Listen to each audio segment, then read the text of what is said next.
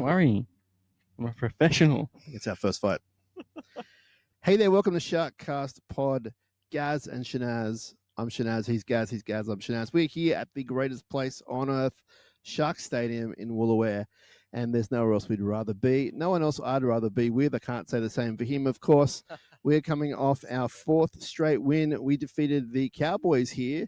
Pretty good win, pretty comprehensive. And what did you make of that game, Gary? Great first half. Obviously, the conditions were pretty wet and wild down here, and we didn't go into our shell and play wet weather footy, which I liked. I enjoyed that we threw it around a bit. We backed ourselves, got some good tries in that first half, and I didn't see anything too bad in the second half. But yeah, obviously things quietened off a little bit there. The Cowboys wanted to obviously come out and right their wrongs from the first half, so you can see why the points sort of stopped there. But I would have liked to have closed it out a bit better, but overall I was pretty happy.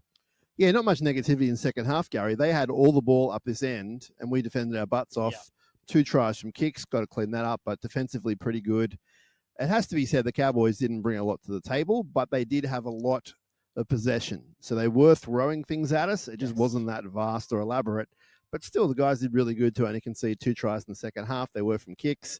I'm not saying that's less important, but it means your defensive line is one. Holding strong, yeah. And the last 4 weeks have been really good defensively, obviously getting the wins, but just defensively, I think, big improvement. Yeah, like obviously we talk about wanting that 80-minute performance, but there's been enough over the last few weeks for me to see that, we're building in areas that we need to build in, and when we put it all together, we're going to get that performance, and hopefully it's at the right end of the year when we're playing finals football. So, yeah, overall pretty happy with the weekend.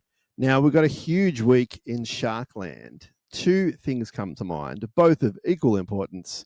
Indigenous Round, dear to everyone's hearts because of the role that Indigenous people have played in our game in the past, present, and will in the future, and also local derby weeks. That's what I mean. 2 pretty big occasions for us as fans. And we've had the pleasure of speaking to the players before recording this, and they're pretty pumped for both occasions, in particular, of course, Indigenous Round. Yeah, absolutely. It's a very important round for a lot of people around the club, and we really embrace that and what they've brought to our game. So it's going to be a special one, and obviously playing against the Dragons just makes it that extra bit spicy. So we always like to get out in the local derby and put in a good performance, and those boys will want to put in a good performance for Indigenous Round as well. But you could argue there's 3 important things happening this weekend with Teig playing his 100th NRL game. So you're good.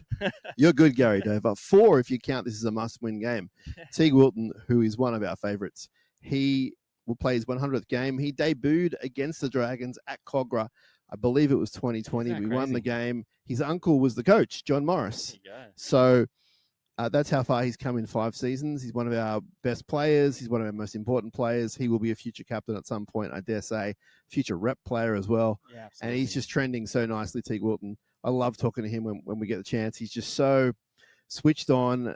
He's not the oldest fella in the group, but he has that maturity about him, and he has that kind of determination / seriousness about him at most times. Obviously, he's not a rock. Obviously, he's got a personality. He's a funny guy when you get to know him. But I love that Steely look he gives you. And he's got that real high football IQ. Like, he knows what he's talking about. So, yeah, listening to what he has to say, it's always good. And, yeah, I'm looking forward to him running out there for his 100th on the weekend. It's flown by. It has. It's gone really quick. I was here when he started his debut game there against the Dragons, which is so interesting that it's fallen on the same game. But, yeah, he's done such a good job. And, week in, week out, he's one of our solid performers. So I can see him growing in the role that he's in and that leadership type role that he enjoys. So looking forward to another big performance from him on the weekend. It was noticeable when he was missing for a few weeks throughout the year. I think he's had a couple of different injuries. Yeah. And you notice, not so much when he's not there, but when he comes back. He's a real voice, a real presence, on the field, in the sheds, everywhere. So, yeah, to have him out there, the boys really enjoy playing alongside him because he's that tough competitor and, he runs hard, tackles hard, all the things you want from your edge back row. So, yeah. Local derby, important to this podcast for sure, and all of our fans, especially in the area, but of course all around the world. Talking to some of the players today, I'm very happy to say, and you'll be able to hear the interviews later on your Sharkcast feed, each one of them, I brought up the local derby, and each one of them realizes what it means, and it actually means something to them as well. So that was really pleasant to hear in this day and age. Especially, coming through the ranks at the Sharks, you obviously have that rivalry that's drilled into you from the get-go. So, yeah, they've played in a few now, and they're certainly looking forward to coming up against the Dragons again. They've got a lot to play for in terms of pride, and, they'll want to shut down what we're trying to build as well. So it should be a good match. And, yeah, double header out there with the NRLW taking on the Dragons as well. So 2 good games if you can get out there and watch. We will get to NRL derby in a sec, Gary. Thank you for reminding me. Local derby, can't wait for it. And I think it was Teig one of the boys said, when you're out at the local area, there's that extra vibe. And even today, this morning at sort of school drop off and that kind of thing, I know a couple of guys who go for the Dragons. I'm razzing them, they're razzing me back. I'm like, you got to win one sometime. It's been 10 in a row. No. So it is that It's friendly good, but intense rivalry between the fans and obviously the teams. And I can't wait to see our guys rip in. But above all of that, it has to be said, as important as all of that is the 2 points. Yeah, and we need them. Yeah, we do. We're sitting in 7th. I'm hearing all these theories about we're actually in 4th, Shinazz. Well, we're not actually in 4th. We could be in 4th if we had the bye. We don't have the bye. We don't know what's going to happen over the next 2 weeks. We're hoping for 2 big wins. We need to win this week. Yeah, absolutely. Yeah, those 2 points are so important at this time of the year. And with the games that we dropped a little bit early that we probably shouldn't have, those 2 points are crucial now. So we've got to get out there and win this one, and they'll want to put a stop to that, and they'll want to, dent our hopes of making the top 4. So they're going to be up for it. They're going to want to play. There's always a good game when we come up against the Dragons. So, yeah, looking forward to it on the weekend. Now, our coach, Craig Fitzgibbon, who is from the Illawarra region, both historically and present, I think it's a well-known fact, he hasn't lost a game coaching against the Dragons while at Cronulla. Hasn't lost a game. You could have put the Mickey on him there, but I don't think you have. No. Obviously, yeah. Takes it seriously. He does. He takes every game very seriously. You know what he's like. You've spoken to him many times before, and he'll be super prepared, as he's got the boys super prepared for this weekend. And we want to go out and do a job and shatter their dreams a little bit and push them a bit further down. So it's going to be a good one. Out of all the teams, Gary, out of the 16 other teams, it's the Dragons. I love it. I absolutely love it. So. He's out in the surf in the morning, and his mates are like, "Can you just give us one game?" No, not a chance. I love it. I love to see Fitzy go.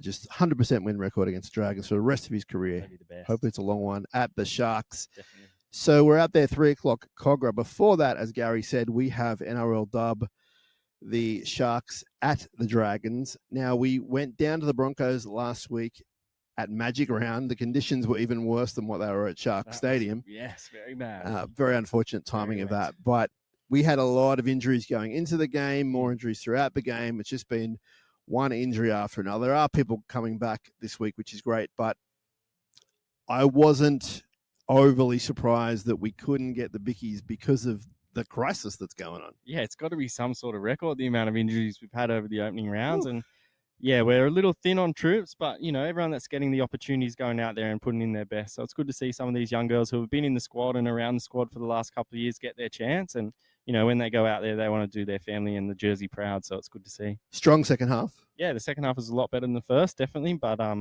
we've got a lot to build on. Obviously, as you said, we get a couple back. We obviously lose Tiana with her head knock, so that's a big loss for us. But we've got some troops back in their more familiar positions. Well, Brooks back for starters. Yeah, Brooke will be back at lock, and Tale moves back to the second row. So Anessa moves back to centers. There's a few there were good spots. There were players genuinely playing out of position by quite a sort of distance. Yeah, like it's not just out of position. They're playing positions they've never played before. Yeah. So to run out there against a side like the Broncos and put in a performance like that, especially in the second half, as you said, they should be proud of that. But we are playing to win, and we need to win this game, especially because we are starting to slip down that ladder. It's only a short season, as everyone knows, so we need to win this one, and I hope we do. I think we will. I think the attitude will be great, and I think Tony Herman will have them up for it. Yeah, he's always got them up for it. So, yeah, hopefully 2 derby wins on the weekend.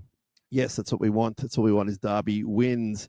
Indigenous round. I've seen some good merch around, Gary. You might try and get some for next week, but you can get it now. There's the jersey, there's a scarf, there's a hoodie. There is a hoodie. I haven't seen the hoodie in the flesh yet. So you'll see it next week, hopefully. We'll have to check those out. But the scarf and the hoodie and the jersey, obviously they're brilliant looking jersey and a brilliant looking design. So make sure you jump online or into store and here behind us at Woolooware Bay and visit the Shark store and get that merch. You reckon Cogger will let us have the van over there?